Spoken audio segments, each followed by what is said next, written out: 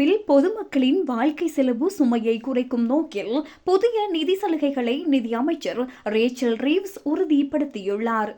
அதற்கமைய எதிர்வரும் ஏப்ரல் மாதம் முதல் மில்லியன் கணக்கான குடும்பங்கள் குறைந்தபட்சம் 150 பவுண்ட் வரை நிதி பலன்களை பெறவுள்ளனர்.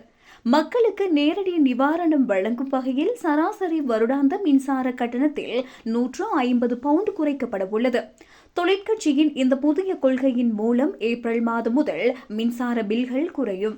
இது மில்லியன் கணக்கான குடும்பங்களுக்கு ஒரு முக்கிய நிதி உதவியாக அமையும் எனவும் எதிர்பார்க்கப்படுகின்றது. மின்சார கட்டண குறைப்புடன் மட்டுமல்லாமல் யூனிவர்சல் கிரெடிட் பெறுபவர்களுக்கான மாதாந்த கொடுப்பனவுகளும் அதிகரிக்கப்பட உள்ளன. பணவீக்கத்திற்கு ஏற்றவாறு 25 வயதுக்கு மேற்பட்ட தனிநபர் விண்ணப்பதாரர்களுக்கு மாதம் கூடுதல் 25 பவுண்ட் வழங்கப்பட உள்ளது. அத்துடன் இதுவரை நடைமுறையில் இருந்த 2 குழந்தைகளுக்கான நலத்திட்ட உச்சவரம்பு கொள்கையை அரசாங்கம் ரத்து செய்துள்ளது. இதன் மூலம் பெரிய குடும்பங்கள் பெரும் பயனை பெறுவார்கள்.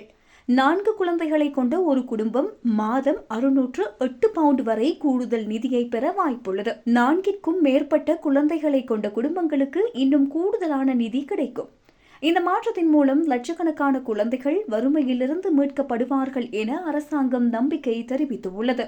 இந்த நடவடிக்கைகள் கடந்த காலங்களில் நிலவிய பொருளாதார அழுத்தங்களை சீர் செய்யவும், உழைக்கும் வர்க்கம் மற்றும் குறைந்த வருமானம் கொண்ட குடும்பங்களுக்கு துணையாக இருக்கவும் நடவடிக்கை எடுக்கப்பட்டுள்ளதாகவும் அமைச்சர் ரேச்சல் ரீவ்ஸ் தெரிவித்துள்ளார்.